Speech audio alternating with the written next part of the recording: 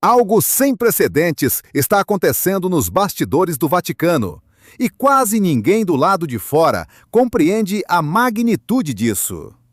Um homem nascido em Chicago, que viveu décadas nas selvas do Peru e nunca fez campanha para ser papa, acaba de encerrar o primeiro ano mais turbulento e historicamente impactante da era moderna. O mais extraordinário é que você e eu estamos apenas começando a vislumbrar o que ele de fato colocou em movimento. Em 20 de abril de 2026, um documento ultra-secreto circulou entre os chefes dos dicastérios. Não era um comunicado público, mas um memorando escrito à mão pelo próprio Papa Leão XIV, esboçando o que fontes internas chamam de uma segunda reforma. Embora o teor exato desse documento ainda seja mantido sob sigilo absoluto, informações vazadas por aqueles que tiveram acesso a ele já provocam tremores profundos na instituição mais antiga do planeta. Recomendo que acompanhe cada detalhe desta investigação, pois cada peça desse quebra-cabeça é crucial. Se ignorar os fatos agora, perderá o ponto de virada que redefine tudo o que ocorreu desde o dia 8 de maio do ano passado. Essa data, o momento exato em que Robert Francis Prévost surgiu na sacada da Basílica de São Pedro como o Papa Leão XIV, não representou o início real desta jornada. Na verdade, foi apenas o instante em que um estopim extremamente longo, que vinha queimando nas sombras há anos, finalmente atingiu o barril de pólvora. Para compreendermos os eventos atuais, é preciso desmascarar quem é de fato este homem, já que o retrato pintado pela imprensa global foi, na melhor das hipóteses, superficial e, na pior, manipulado para parecer inofensivo. Robert Francis Prévost está longe de ser um reformador brando. Ele não é um candidato de conciliação que aceitaria posar para fotos enquanto preserva a rotina confortável da burocracia romana.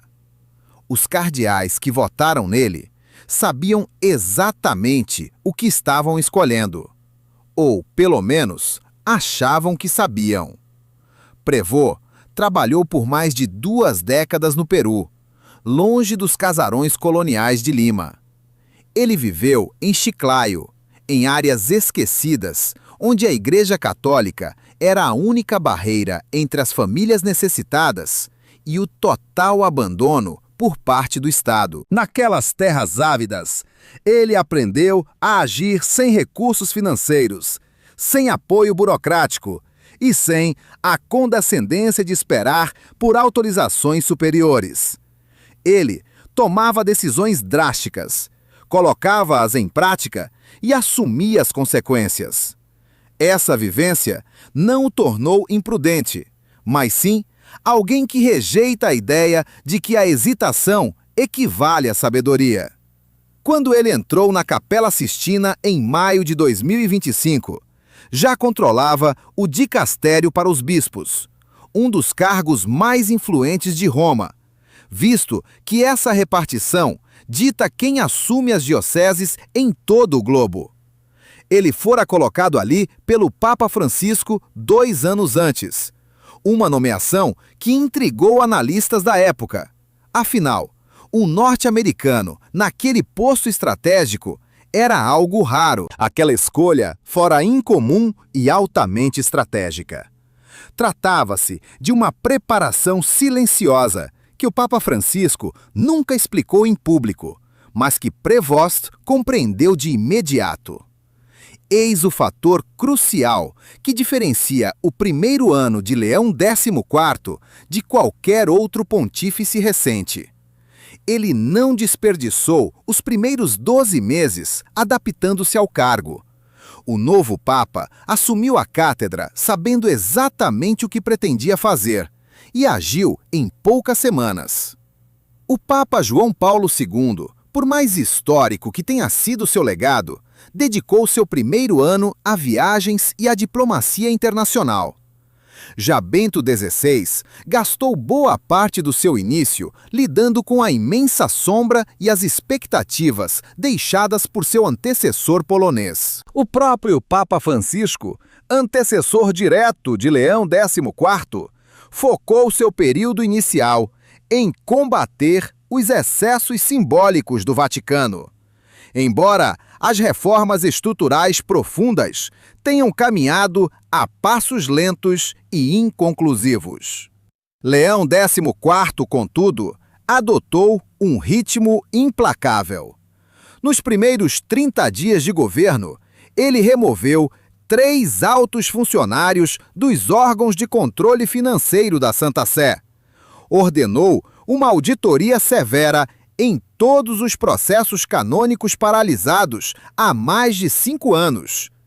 E num gesto que chocou a Cúria Romana, visitou pessoalmente a carceragem interna do Vaticano, um local cuja própria existência a maioria dos papas anteriores preferia ignorar ou esconder do debate público. Não houve aviso prévio sobre aquela visita ao cárcere, tampouco cobertura jornalística oficial. O que restou foi apenas um registro fotográfico vazado, capturado por um celular, mostrando Leão XIV com sua batina branca, sentado diante de um prisioneiro cujo rosto foi borrado para proteger sua identidade. Nenhuma explicação formal foi dada pela assessoria de imprensa. Quando questionado sobre a imagem, o porta-voz Matteo Bruni limitou-se a declarar que o pontífice vai aonde a presença pastoral se faz necessária. Esse silêncio oficial não explicava nada e, ao mesmo tempo, sugeria tudo. Ao final de seu segundo mês de pontificado, Leão XIV realizaria um ato de audácia sem precedentes recentes. Ele publicou um ensaio teológico de caráter pessoal na revista interna da Santa Sé, assinado com seu próprio nome de batismo. Não era uma exortação apostólica ou uma encíclica revestida do peso do magistério oficial. Naquele texto, o Papa defendia abertamente que a atual estrutura de autoridade dos bispos estava desalinhada com os princípios do Concílio Vaticano II. Em termos práticos, ele argumentava que os bispos locais concentravam um poder excessivo e imune a cobranças, enquanto a própria figura papal havia se tornado forte no aspecto simbólico, mas fraca na capacidade real de intervir e corrigir desvios estruturais. Teólogos e juristas canônicos compreenderam o recado de imediato. Muitos bispos nos Estados Unidos, na Alemanha e no Brasil reagiram com nítido desconforto àquela publicação. Eles sabiam que Prevost passara 2 anos liderando o departamento encarregado de nomeá-los, o que significava que ele conhecia cada segredo dos arquivos confidenciais. Ele sabia perfeitamente quais dioceses operavam com integridade e quais estavam desmoronando sob gestões incompetentes ou corruptas. O verão de 2025 trouxe o primeiro grande teste de força contra a Cúria. O influente cardeal europeu enviou uma carta confidencial ao pontífice, alertando que a pressa nas auditorias financeiras gerava instabilidade desnecessária e sugerindo que o Papa desacelerasse as investigações. A mensagem contida naquela carta era educada, mas trazia uma advertência velada sob a elegante diplomacia romana. A resposta de Leão XIV não veio por palavras, mas por decretos implacáveis. Apenas 2 semanas após receber a advertência, a Santa Sé anunciou a criação de um comitê especial de fiscalização, com plenos poderes para auditar qualquer órgão financeiro sob a jurisdição do Vaticano, pondo fim à blindagem histórica de setores intocáveis.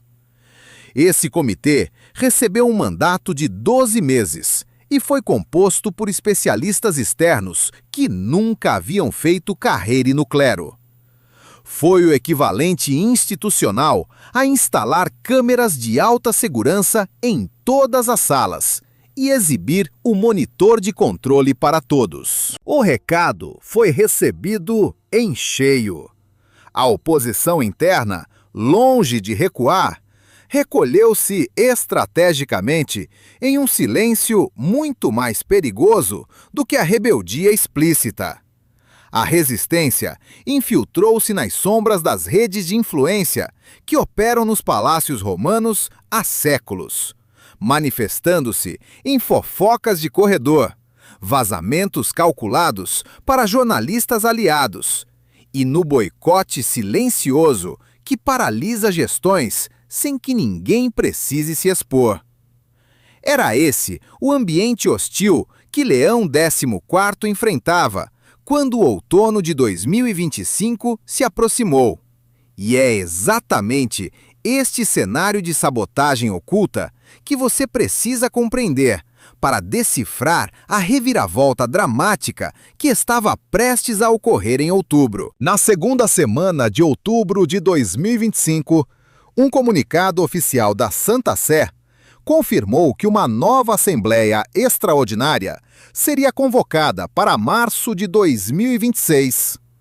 O texto oficial era repleto de termos técnicos e jargões teológicos complexos, mas trazia, oculto no terceiro parágrafo, um trecho que manteve os canonistas em debate por semanas. O documento estabelecia que a reunião incluiria representantes dos fiéis leigos com voz consultiva em questões que afetassem direta e substancialmente a missão eclesiástica em suas comunidades locais.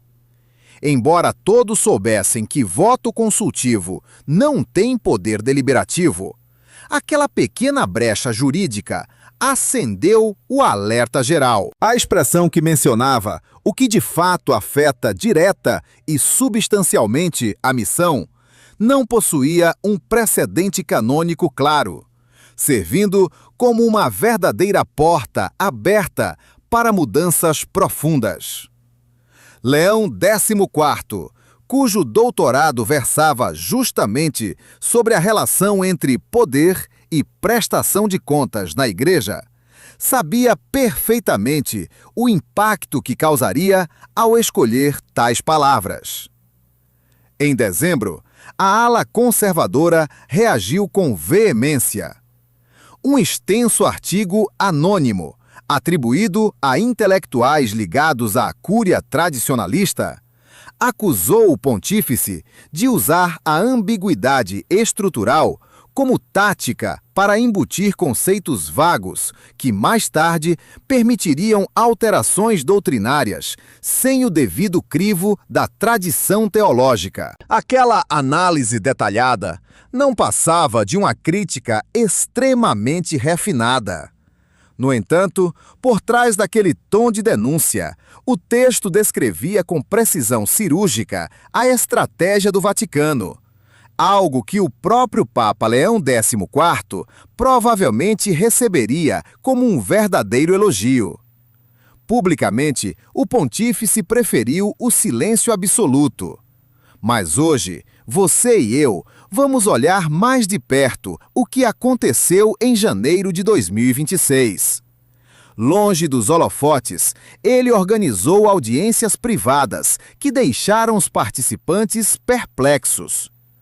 Sem discursos prontos ou formalidades cerimoniais, o Papa sentou-se face a face com bispos, teólogos e jornalistas. Ele não queria falar.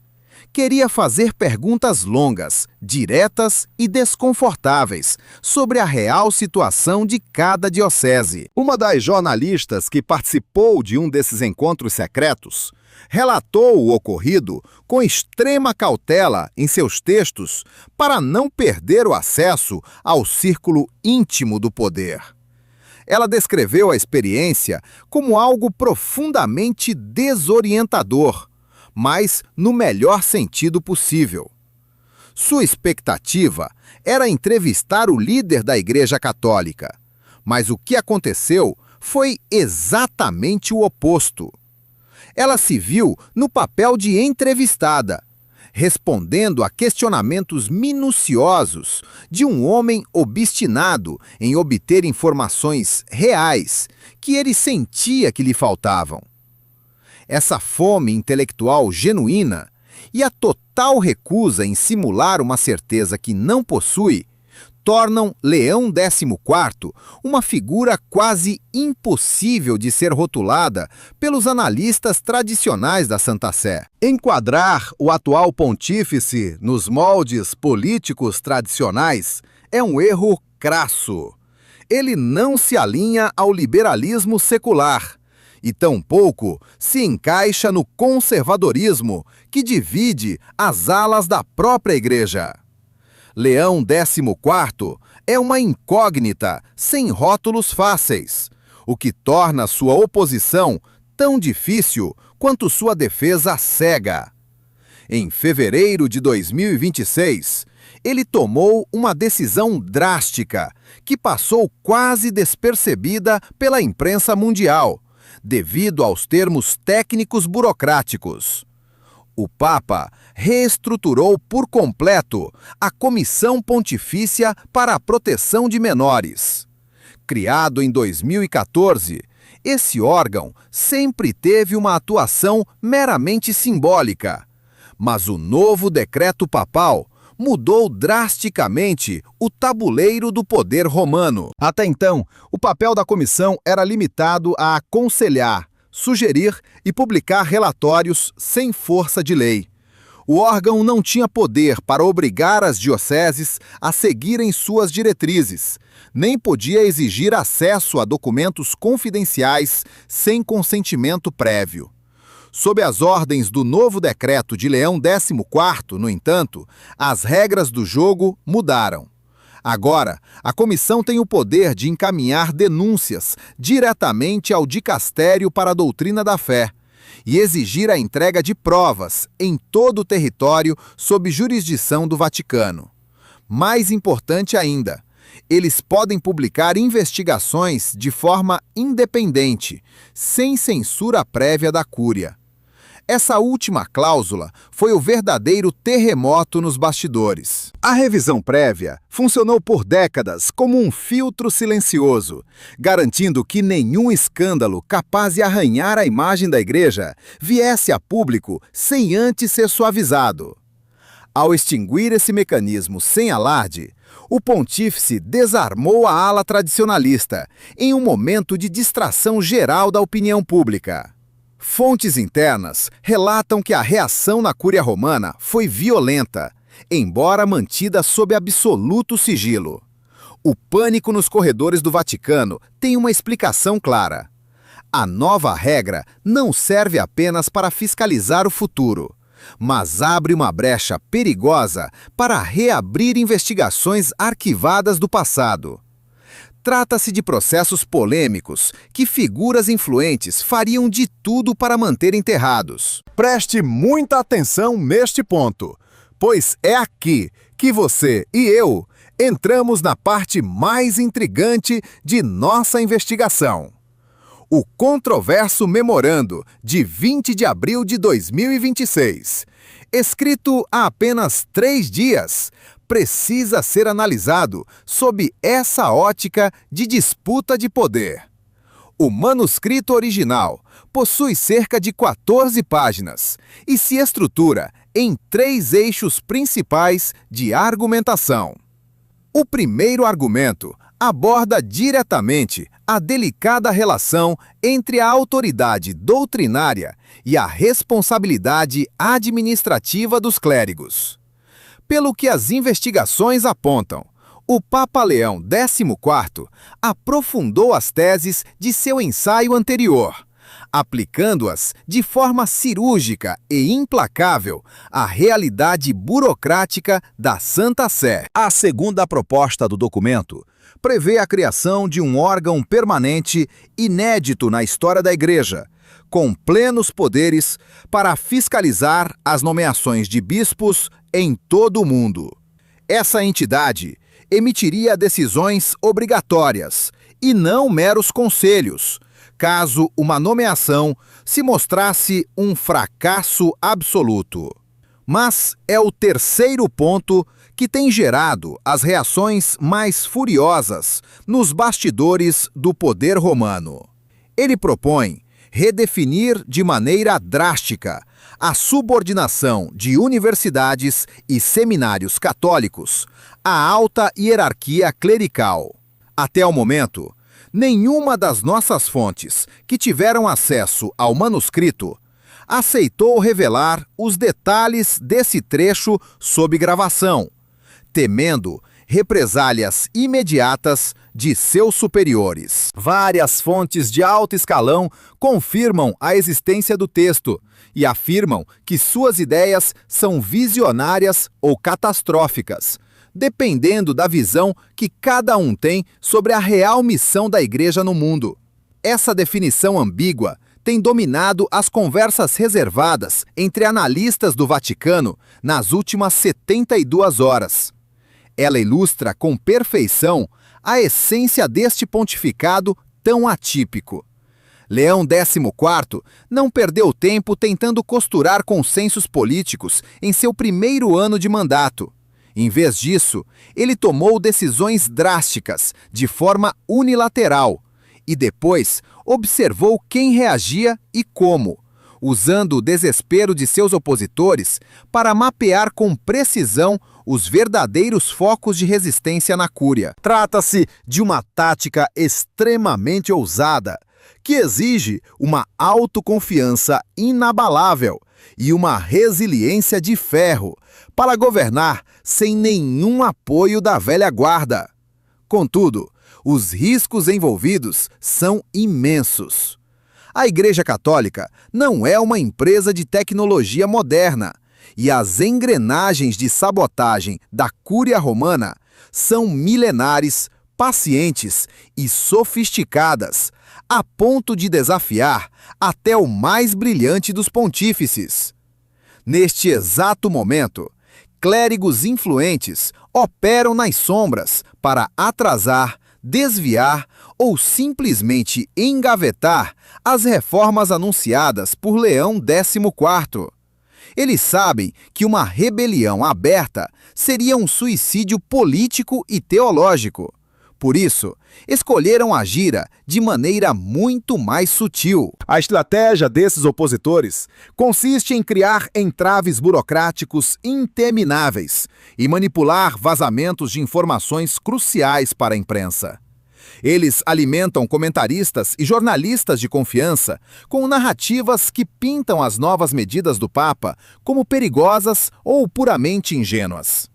Essa resistência silenciosa é um método antigo do Vaticano, usado contra todos os pontífices reformistas da era moderna. A grande diferença é que Leão XIV parece ter previsto cada um desses passos. As mudanças estruturais que ele implementou em seu primeiro ano de pontificado foram cirúrgicas e calculadas por alguém que conhece detalhadamente as fraquezas da engrenagem que tenta combater. O Papa agiu como um estrategista frio, que neutralizou as ferramentas usadas historicamente pela burocracia eclesiástica para travar reformas.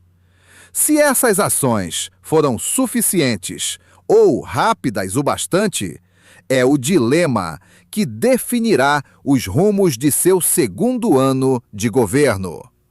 O memorando de 20 de abril indica que o próprio Leão XIV suspeita que o tempo está contra ele, o que explica sua decisão de acelerar o ritmo, em vez de tentar consolidar as posições atuais. Mas há outro fator crucial nesse primeiro ano que exige nossa total atenção. Um elemento difícil de mensurar em estatísticas, mas que pode se provar o fator decisivo para o futuro de toda a estrutura católica global. A conexão de Leão XIV, com os cerca de 1 bilhão e 300 milhões de fiéis católicos pelo mundo, foge a qualquer padrão histórico recente. Ele não simula afeto ou carisma popular, como o Papa Francisco, nem possui o apelo intelectual midiático de João Paulo II. No fim das contas, você e eu devemos nos perguntar o que realmente atrai essa multidão silenciosa. A resposta parece estar em sua seriedade inflexível. Ele trata o povo como adultos capazes de encarar verdades duras, recusando-se a disfarçar a teologia com palavras fáceis e reconfortantes. Suas audiências gerais das quartas-feiras se transformaram em eventos absolutamente fora do comum. Em vez de facilitar o discurso, o pontífice utiliza debates teológicos complexos em tempo real, diante de milhares de pessoas, sem jamais subestimar a inteligência do público. Ele destrincha temas áridos como autoridade e responsabilidade, com termos técnicos, conectando-os diretamente à realidade humana. Em sua trajetória, as lágrimas escorreram em público apenas 2 vezes. A primeira foi ao falar sobre as vítimas de abusos clericais. A segunda, tão inesperada e íntima, gerou um vídeo que viralizou sem qualquer controle do Vaticano. Isso ocorreu em março de 2026, quando uma jovem boliviana o questionou diretamente se, diante de tantos escândalos, a instituição que ele lidera realmente merecia continuar existindo. Aquela pergunta soou quase como um confronto direto, mas carregava uma sinceridade desarmadora, fazendo com que o Papa Leão XIV permanecesse em silêncio absoluto por quase 30 segundos antes de formular sua resposta. Quando finalmente falou, em espanhol, declarou que a sobrevivência da Igreja só seria justificável se seus próprios membros estivessem dispostos a transformá-la por dentro. Caso contrário, nenhum peso histórico ou teológico deveria salvá-la da ruína. Aquelas palavras não soaram como uma resposta ensaiada para agradar a audiência, mas sim como uma convicção pessoal profunda, dita com a calma e a precisão de quem, de fato, refletiu longamente sobre o peso de cada termo pronunciado. Um silêncio pesado e absoluto tomou conta do recinto após aquela declaração. Aquele instante revelou com total clareza a verdadeira essência de Robert Francis Prevost e o tamanho de sua ambição reformista. O que ele busca não é blindar a instituição por meio da defesa cega, mas sim resgatá-la através de uma reestruturação profunda. Ele assume publicamente que, se essa transição falhar, a estrutura atual não merece ser preservada. Essa postura, extremamente audaciosa para um pontífice, reflete a honestidade de quem testemunhou por décadas, nos bastidores do poder, os maiores erros da Igreja.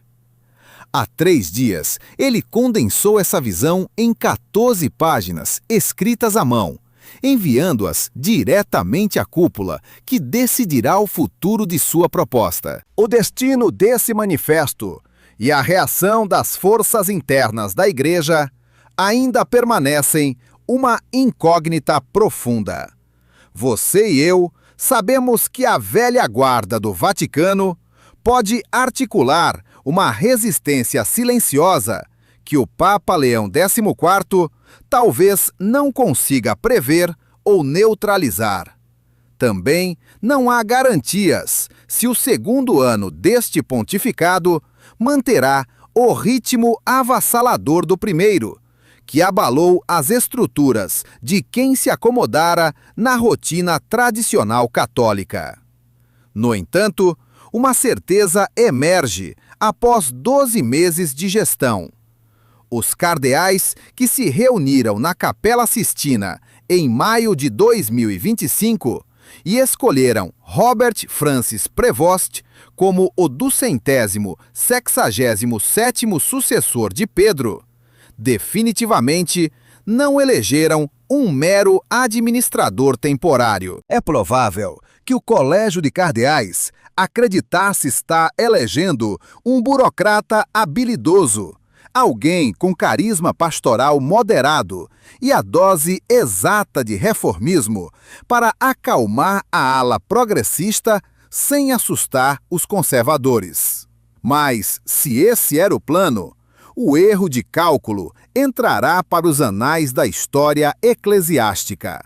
Eles colocaram no poder um homem moldado pela urgência da realidade concreta, acostumado a ver diariamente o abismo entre o discurso oficial da Igreja e as necessidades drásticas do povo. Prevost compreendia as engrenagens burocráticas do Vaticano com precisão cirúrgica, sabendo exatamente onde residiam suas maiores fragilidades, acumulando anos de reflexões silenciosas sobre o que faria quando finalmente detivesse as chaves da autoridade máxima. O poder agora está inteiramente em suas mãos.